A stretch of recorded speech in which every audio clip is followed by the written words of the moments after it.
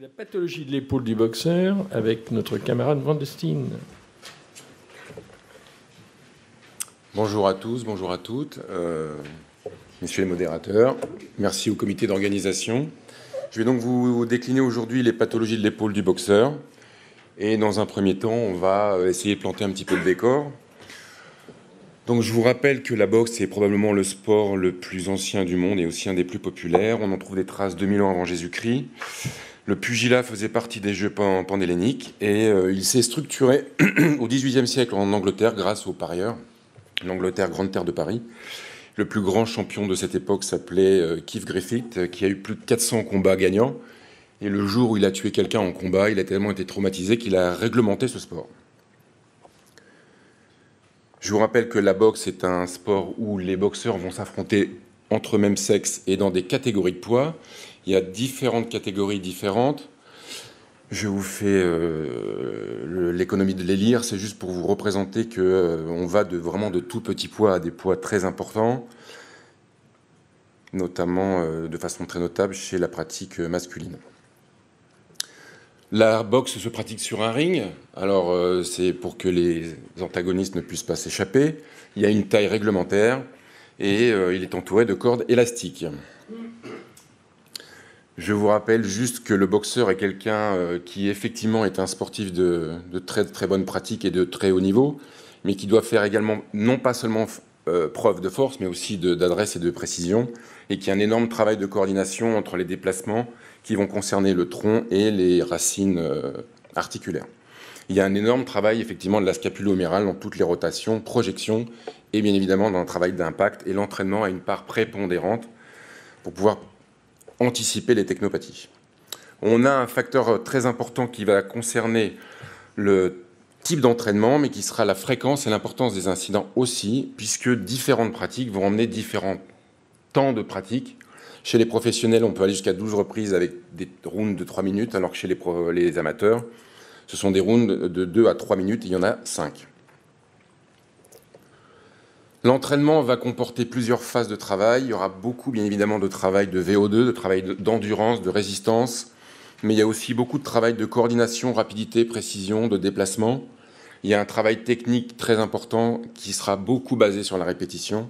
Il y aura de la frappe au sac, des oppositions et un travail global de préparation physique générale qui est très important. Les principaux coups portés à la boxe, on a classiquement le direct, qui est un geste mis dans l'axe direct du membre et qui aura une trajectoire rectiligne, le crochet qui aura une trajectoire beaucoup plus circulaire, et l'uppercut qui est un coup qui va du bas vers le haut et qui est le roi des coups. Ça donc explique la complexité et le fait que c'est un geste très complet au niveau de l'épaule. Donc juste pour vous montrer le direct et vous l'illustrer au travers d'une photo, vous montrez le crochet et vous montrez un uppercut excessivement efficace, c'est ce qui vous explique qu'on appelle ça le roi des coups. Concernant les motifs de consultation de l'appareil locomoteur, on va retrouver un petit peu toute la panoplie des articulations jusqu'aux problèmes ligamentaires. Il y a une très grande majorité effectivement qui concerne le membre inférieur. 30% vont concerner le membre supérieur, avec une très forte présence de part, bien évidemment, vous l'entendez, de la main. Au niveau de l'épaule, on va dénombrer des pathologies qui seront de l'ordre de la traumatologie aiguë et de la traumatologie plus micro-traumatique.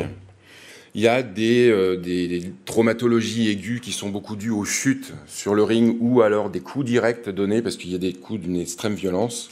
Mais il est vrai que la majorité de la pathologie sera portée par la pathologie micro-traumatique. Pour vous illustrer un petit peu la violence que peut être un coup dans le vide, et le coup dans le vide en boxe, est vraiment quelque chose de redoutable et de redouté. Bon, la traumatologie aiguë est largement remportée par la luxation antéro-inférieure d'épaule. Elle constitue 11% des pathologies d'épaule. C'est une donnée qui est liée à la Fédération française de boxe, basée sur les déclarations d'assurance, puisque en ayant cherché un petit peu dans la bibliographie, il y a très peu, voire pas du tout d'études épidémiologiques ou descriptives. Donc, comme je vous l'ai précisé, la traumatologie micro-traumatique est la plus représentée. Elles vont concerner toutes ces pathologies conflictuelles sous-acromiales, les souffrances de coiffe, avec une présomption plus marquée sur la coiffe latérale. On va retrouver tout le tableau effectivement des laxités chroniques et tout ce qui était très bien démembré par Laurent Vinclair tout à l'heure, puisqu'on reproduit en boxe, surtout dans le coup direct, cette compression-impaction qui se situe avec un axe rectiligne dans l'axe du membre, dans un sens antéro-postérieur. Et à terme, on va retrouver effectivement toutes ces caractéristiques qui lient ces épaules qui sont douloureuses, soit pour des raisons effectivement labrales isolées, ou vraiment dans des complexités d'instabilité et de douleur associées. Le traitement va reposer, lui, principalement sur un axe excessivement classique et médical en prime abord, avec toutes les techniques que vous connaissez, et on a les infiltrations, effectivement, un petit peu plus faciles. Et surtout, c'est très très précieux quand on a la possibilité de pouvoir aller voir les gens s'entraîner, de pouvoir aller sur la correction gestuelle et inscrire le cadre médecin, entraîneur, sportif, et pouvoir effectivement tourner autour de toutes ces technopathies qui sont ces technopathies de l'entraînement. Donc, comme je vous l'ai précisé, il n'existe pas dans la bibliographie d'études épidémiologiques. Je me suis donc permis de reprendre un petit peu de mon expérience personnelle et un travail qu'on avait présenté avec Philippe Levent à l'INSEP, puisque j'étais le médecin du pôle boxe à l'INSEP sur l'Olympiade d'Athènes 2000-2004. Et on avait fait une petite revue de bibliographie, enfin d'observation en tout cas des demandes de consultation sur le pôle médical de l'INSEP. Et on retrouve effectivement ces chiffres assez classiques avec une épaule qui est représentée à 20%. Mais en fait, on s'était rendu compte que cette traumatologie n'était pas beaucoup plus fréquente que dans les autres sports et qu'il fallait sortir un petit peu de ce carcan qui consistait à penser que c'était un sport brutal, ou en tout cas beaucoup plus pourvoyeur de pathologies que les autres sports.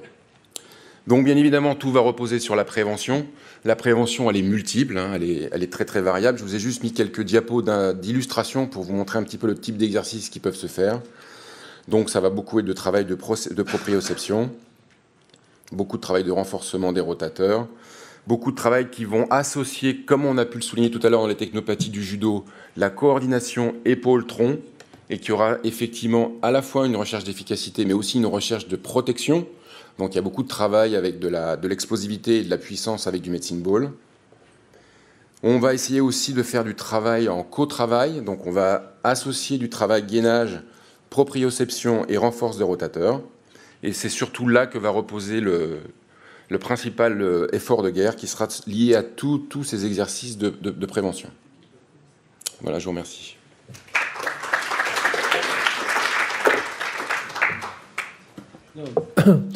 Merci à toi. Dans cette revue détaillée de la pratique de la boxe, j'ai un petit peu surpris qu'il n'y ait pas plus d'études épidémiologiques faites sur la fédération de boxe. C'est un vrai vide. La seule étude dont je vous ai fait part, c'est celle qui avait été trouvée. Et on avait fait un travail en entente avec Jean-Louis Louquet, que tu connais, qui était lui représentant de la fédération de boxe, avec Philippe, et on avait exploité nos données de l'INSEP, et moi j'avais apporté mes données du pôle. C'est la seule chose que j'ai pu trouver. Alors il y a effectivement des raisons aussi administratives, parce qu'il y a une relative mésentente entre le monde du professionnel et le monde de l'amateur. Bien, voilà les conséquences du jeu politique. Est-ce que vous avez des questions à poser sur la boxe? Oui. Moi, j'avais une petite question. Tout à l'heure, j'entendais parler de douleurs en fin d'extension dans le mouvement, dans le coup droit notamment. C'était le diaporama juste avant, mais ici on est sur le boxeur, donc je me dis que c'est le moment de la poser. J'ai un boxeur justement qui se plaint de douleurs, mais uniquement en fin de mouvement, au niveau du coude. Je me posais la question de savoir est-ce que ce serait possible aussi qu'il y ait une lésion ligamentaire plutôt qu'un phénomène de chondromatose. Gilles, tu vas répondre. Tiens, Gilles. Gilles, réponds. Si j'ai bien compris, la question c'est... Douleur en phase d'extension complète du coude. Oui. On voit beaucoup de coudes de boxeurs. Il y a une hyperextension, donc il y a un conflit postérieur qui va progressivement entraîner deux choses. D'abord, une ostéophytose progressive, ensuite quelquefois des fractures chondrales, et on va avoir très progressivement d'abord une douleur en hyperextension chaque fois qui donne un coup, et puis après progressivement un flexum qui va les gêner encore plus, un flexum douloureux. Et le problème, il est compliqué à régler parce que quand il y a des corps étrangers, c'est très facile de les enlever. sauf qu'une fois que vous allez faire une petite ostéotomie là-bas derrière pour réséquer un petit bout de l'écran, eh bien, il va continuer à aller en hyperextension et il va continuer à faire ces conflits os-os. Et on a, un petit peu comme au hand d'ailleurs, hein, c'est à peu près le même problème, on a des difficultés à régler ces problèmes, c'est-à-dire qu'il faut impérativement les arrêter longtemps après l'arthroscopie du coude, hein, au moins 3 ou 4 mois pour que l'os cicatrise bien et qu'on puisse retourner en hyperextension sans trop de douleur. Mais ça, c'est chez les boxeurs, on voit beaucoup d'ostéochondromatose. N'oubliez pas non plus d'aller rechercher un ménisque postérieur. Les franges postérieures, le conflit postéro-externe, qui donne une douleur dans l'hyperextension avec à la palpation une douleur de l'interligne. Et sur l'arthroscanner, vous le verrez. Et si vous avez le moindre doute, eh bien, vous l'adressez à Gilles pour qu'il sache si oui ou non il faut mettre un petit coup de périscope à l'intérieur. Bien, merci. Merci.